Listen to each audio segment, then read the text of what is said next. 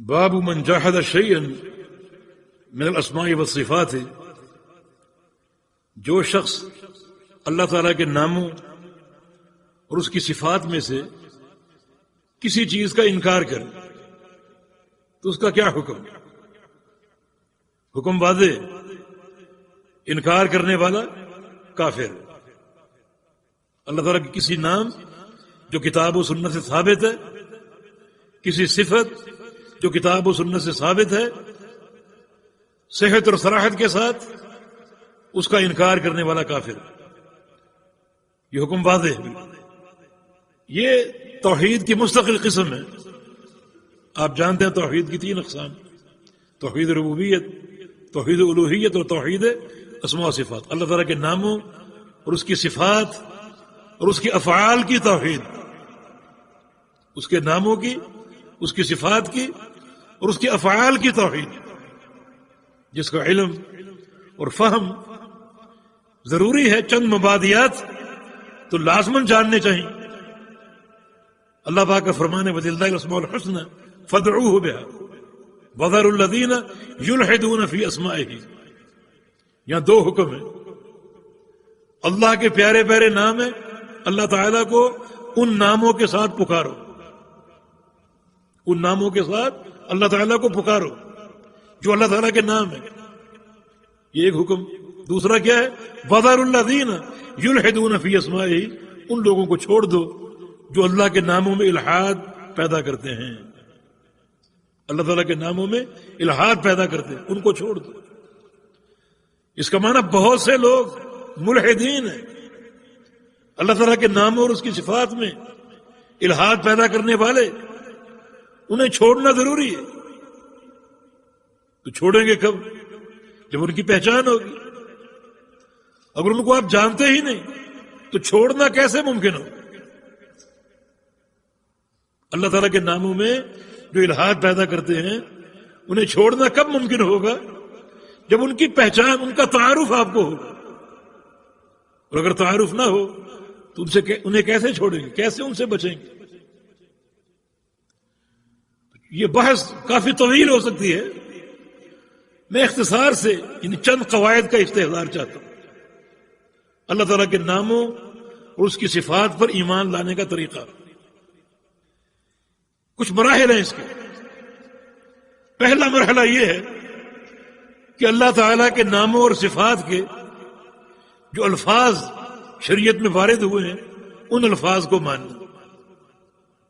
مثلا الرحمن، الرحیم، السمیع، البصیر، اللہ تعالیٰ کے ناموں کے الفاظ ہیں، انہیں ماننا، ان پر ایمان لانا، یہ پہلا مرحلہ ہے۔ دوسرا مرحلہ یہ ہے اللہ تعالیٰ کے ہر نام میں اس کی صفت موجود ہے اور وہ صفت اس نام کا معنی ہے۔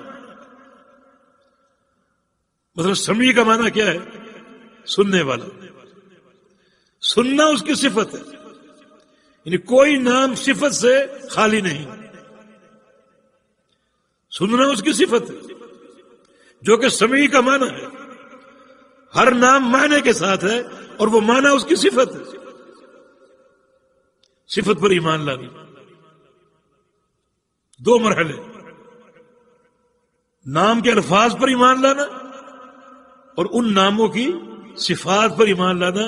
کوئی نام اللہ تعالیٰ کا صفت سے خالی نہیں۔ وہ صفت کیسے حاصل ہوگی؟ اس نام کے معنی کے ساتھ۔ اور معنی کون سا مراد ہوگا؟ جو بھی اس نام کا ظاہری معنی ہے، جس کو لغت عرب اچھی طرح جانتی اور پہچانتی، وہ معنی مراد ہے۔ اس معنی میں کسی قسم کی کوئی تعویل روا نہیں ہوگی، کوئی تعویل روا نہیں ہوگی۔ یہ مراحل، اور یہ سب کچھ قبول کرنا، سب کچھ ماننا، کسی تشبیہ کے بغیر۔ اس طرح قبول کرو، اس طرح مانو کہ خالق کی مخلوق سے تشبیہ پیدا نہ ہو، تشبیہ لازم نہ ہو۔ یہ ایمان کا طریقہ اور الحاد سے بچنے کا طریقہ۔ کیونکہ ملحدین کا الحاد جو ہے وہ انہی صورتوں کے اندر محدود ہے. کچھ ملحد ایسے تھے جو اللہ تعالیٰ کے ناموں کے الفاظ ہی کو نہیں مانتے تھے.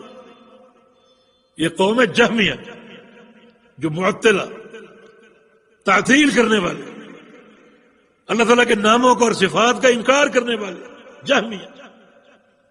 یہ جہم بن صفوان کے پیروکار تھے. جہم بن صفوان نے یہ عقیدہ اپنے استاد جعد ابن درہم سے لیا، اور جعد ابن درہم نے یہ عقیدہ اپنے استاد ابان ابن سمعان سے لیا.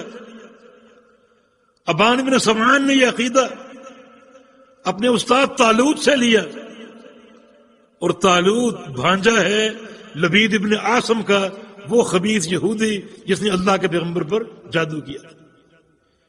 یعنی اس اللہ کے ناموں کی سازش میں یہودی شامل ہے. ناموں کے انکار میں جو سازش ہے وہ یہودیوں کی. انہوں نے خالق اور مالک کی اسماء و صفات کی توحید کو لیا اور اپنی مشرق کا نشانہ بنایا.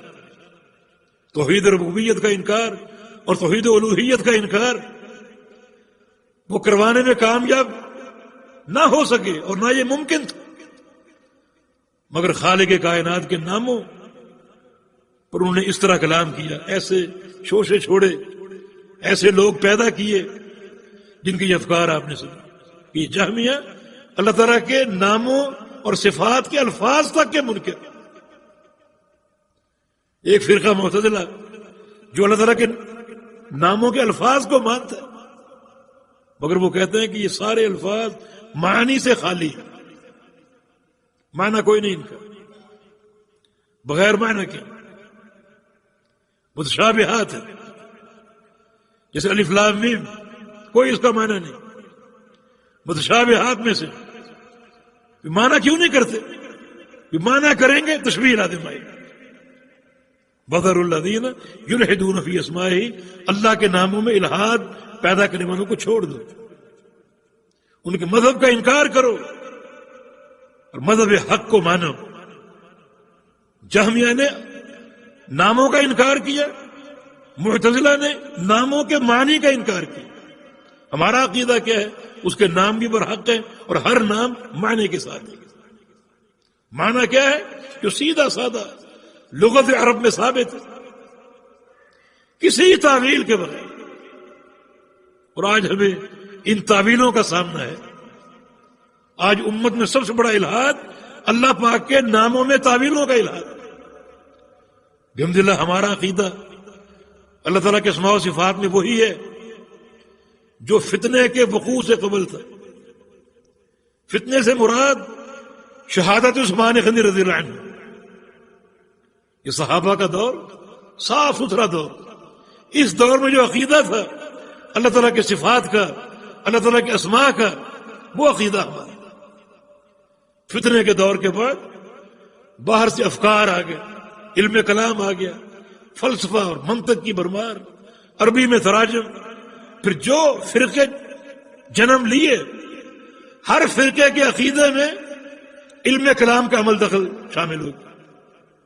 مثال کے طور پہ فتنے کے دور سے قبل، شہادت عثمان غنی سے قبل صحابہ کا دور تھا. کیا عقیدہ تھا اللہ تعالیٰ کے کلام کے بارے میں؟ اللہ تعالیٰ کلام فرماتا ہے، اس کے مظاہر قرآن و حدیث میں موجود ہے. وَكَلَّمَ اللَّهُ مُوسَىٰ تَكْلِيمًا، اللہ نے موسیٰ سے کلام کیا. وَمَا مِنْكُمْ مِنْ أَحَدٍ إِلَّا وَسَيُكَلِّمُهُ رَبُّهُ وَلَيْسَ بَيْنَهُ وَبَيْنَهُ تَرْجُمَانٌ. قیامت کے دن تم سب سے تمہارے پروردگار نے باتیں کرنی ہے، حساب لینا ہے. اس طرح لینا ہے کہ اللہ اور بندے کے درمیان کوئی ترجمان نہیں ہوگا. کلام حق ہے، ثابت ہے. اللہ کلام فرماتا ہے، کلام فرمائے گا. جب چاہے گا کلام کرے گا، جب چاہے گا کلام کرے گا، جب چاہتا ہے کلام کرتا ہے. موسیٰ علیہ السلام سے کلام کیا، قیامت کے دن کلام کرے گا. یہ صحابہ کا عقیدہ کلام پر حق ہے، اور وہ کلام انہی الفاظ اور حروف میں کرتا ہے جو عربی کے ہمارے پاس ہیں، الف با تا تھا. اور وہ کلام مفہوم ہے، مسموع سنا جاتا ہے، مقروء پڑھا جاتا ہے، مکتوب لکھا جاتا ہے۔ قرآن اس کا کلام ہے، قرآن پڑھتے بھی ہیں، سنتے بھی ہیں، لکھتے بھی ہیں۔ اس کے کلام کی جو ہے وہ خاصیات ہے۔ فتنے کے بعد کیا ہوا؟ فتنے کے بعد کلام کو مانا گیا تعویل کے ساتھ۔ کیا تعویل؟ کہ یہ کلام نفسی ہے، کلام لفظی نہیں۔ ہم جو بول رہے ہیں یہ کلام لفظی ہے، الفاظ کے ساتھ بول رہے ہیں۔ اللہ تعالیٰ کا کلام لفظی نہیں، بلکہ اس کا کلام نفسی۔ معنی اللہ تعالیٰ جو فیصلہ نافذ کرنا چاہتا ہے اس فیصلے کی گفتگو نہیں کرتا، بلکہ وہ فیصلہ کسی کے اندر ڈالتا ہے۔ مثلا جبریل امین، انہیں اس فیصلے سے آگاہ کر دیا، ان کے دل میں ڈال دیا۔ اب جبریل نے اس فیصلے کے الفاظ بنائے، اس فیصلے کے الفاظ بنائے، مانا وہ الفاظ مخلوق ہے، اس فیصلے کے الفاظ پیدا کر کے جبریل کے اندر ڈال دیے، وہ الفاظ مخلوق ہیں۔ اسی معنی میں لوگ قرآن کو مخلوق کہتے ہیں۔ کلام الرحمن ہے، کلام اللہ ہے۔ اللہ تعالیٰ نے یہ الفاظ پیدا کر کے جبریل کے اندر ڈالے اور جبریل نے وہ الفاظ اللہ کے پیغمبر تک پہنچائے۔ یعنی کتنے مظالم ہیں، کتنے ظلم ہیں۔ صفت کا انکار تعویل انکار ہی۔ کلام نفسی کی اصطلاح نبی علیہ السلام کے دور میں تھی، صحابہ کے دور میں تھی۔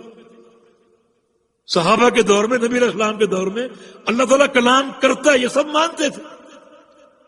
کیسے کرتا ہے؟ جیسے اس کے لائق۔ کیا ہماری طرح کرتا ہے؟ نہیں۔ کیوں؟ لیس کمثلہ شیء، اس جیسی کوئی چیز نہیں۔ تشبیہ تو ہے ہی نہیں۔ تشبیہ کب پیدا ہوگی؟ جب عقیدہ یہ ہو کہ اللہ تعالیٰ کلام فرماتا ہے بالکل ویسے ہی جیسے ہم کرتے۔ اب یہ کہتے ہیں کہ تعویل ضروری، اللہ کے کلام کو ہم نے مان لیا تو کلام تو ہم بھی کرتے ہیں۔ تشبیہ لازم آئی۔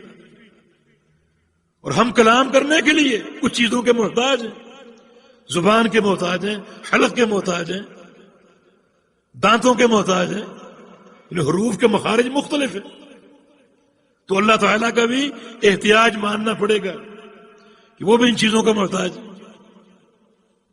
لہذا یہ تعویل کرو، یعنی خود ساختہ ایک وہم اور شبہ، اس خود ساختہ شبہ کے تحت صفت میں تعویل، اور تعویل کا معنی انکار ہے۔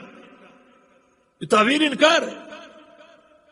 میں کہوں میں اس بوتل کو مانتا ہوں مگر یہ شیشے کی، حالانکہ پلاسٹک کی، میں نے مانا ضرور اس کو مگر میں نے اس کو شیشے کا مانا ہے۔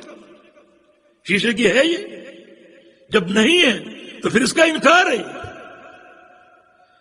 کسی بھی صفت اور کسی بھی نام کو ماننے کا معنی یہ ہے کہ اس کو اس کی حقیقت کے ساتھ مانو۔ حقیقت کے ساتھ نہیں مانو گے یہ اس کا انکار ہو۔ اللہ تعالیٰ کا احتیاج ثابت ہوتا ہے کہ وہ دانتوں اور حلق کا نعوذ باللہ محتاج۔ کتنے ایسے واقعات ہیں جن میں کلام کا ذکر ہے۔ صحابہ کہتے کہ نبی علیہ السلام کے ساتھ ہم کھانا کھا رہے ہوتے، ہاں ہم نے نبی علیہ السلام کے ہاتھ میں لقمے میں تسبیح کی آواز سنی۔ لقمہ اللہ کے پیغمبر کے ہاتھ میں تھا، لقمے سے سبحان اللہ کی آواز آ گئی تھی۔ کوئی لقمے کا کوئی حلق، کوئی دانت، کوئی زبان، کوئی ہونٹ ہے؟ نہیں ہے۔ پھر لقمہ کیسے کلام کر رہا ہے؟ کس نے توفیق دی؟ اللہ تعالیٰ نے۔ تو اس کی اپنی قدرت کیسی ہوگی؟ لقمے کو کلام کی صلاحیت دینے والا، بغیر ہونٹوں کے، بغیر زبان کے، اپنی قدرت اس کی کیسی ہوگی کلام کرنے والا؟ صحیح بخاری میں حدیث ہے، انی اعلم بحجر بمکہ کان یسلم علی قبل ان ابعث۔ اللہ کے پیغمبر فرماتے ہیں مکہ میں ایک پتھر کو جانتا ہوں میں، مکہ میں ایک پتھر کو بتایا نہیں وہ کون سا پتھر، کئی لوگ اسے غلط عقیدے نہ منسلک کر لیں۔ مکہ کے ایک پتھر کو جانتا ہوں، مجھے سلام کہا کرتا تھا۔ پتھر کی کون سی زبان؟ پتھر میں قوت گویائی کس نے پیدا کی؟ اللہ تعالیٰ نے۔ تو اللہ تعالیٰ اگر ایک پتھر کو بغیر زبان کے ہونٹوں کے کلام دینے کی صلاحیت دے سکتا ہے تو اس کا اپنا کلام کرنا کیسا ہوگا؟ ہم کوئی تشبیہ نہیں دے رہے، نہ کوئی تعویل کر رہے، اس کی صفت کلام حق ہے، کتاب و سنت سے ثابت ہے، کلام کرنے کا معنی لغت عرب میں معلوم ہے، اس کے مطابق ہمارا ایمان ہے۔ وہ کلام کیسے کرتا ہے؟ جیسے اس کے لائق۔ اللہ تعالیٰ نے اپنی صفات کا تعارف کرایا مگر کسی صفت کی کیفیت کا تعارف نہیں کرایا۔ جو بتا دیا اس پر ایمان ہے، جو نہیں بتایا وہ اللہ کے سپرد ہے۔ یہ سلف صالحین کا عقیدہ اسماء و صفات کے باب میں یہ توحید کا اہم ترین شعبہ ہے۔ اسماء و صفات کی توحید یہ اللہ رب العزت کی توحید الوہیت کو مستلزم، اس پر ایمان، اس پر ایمان لانا ہے، اس کا انکار، اس کا انکار ہے، اس میں جھول، اس میں جھول ہے۔ لہذا شیخ الاسلام نے یہ باب قائم کیا کہ اللہ تعالیٰ کے ناموں میں سے اور اس کی صفات میں سے کسی شے کا انکار ہے، کیا اس کا حکم؟ انکار کفر ہے۔ وہ حقائق جو شرعاً ثابت ہے، کسی حقیقت کا انکار کفر ہو۔ تو اسماء و صفات کا باب بڑا مہم ہے۔ لہذا ہمارا جو فرض منصبی ہے وہ یہ ہے کہ جو اللہ تعالیٰ کے نام اور صفات کتاب و سنت سے ثابت ہے، ہمارا سب پر ایمان، اس معنی کے ساتھ جو اس لفظ کا ظاہری معنی ہے، کیفیت اللہ کے سپرد، تشبیہ کے ہم قائل نہیں، ہر صفت تشبیہ کے بغیر ہے، ہر فعل تشبیہ کے بغیر ہے۔ یہ نفیس عقیدہ صحابہ کرام کا جو اللہ کے پیغمبر سے حاصل ہوا، اس کو ہم قبول کریں کسی الحاد و انحراف کے بغیر، کسی الحاد کے بغیر۔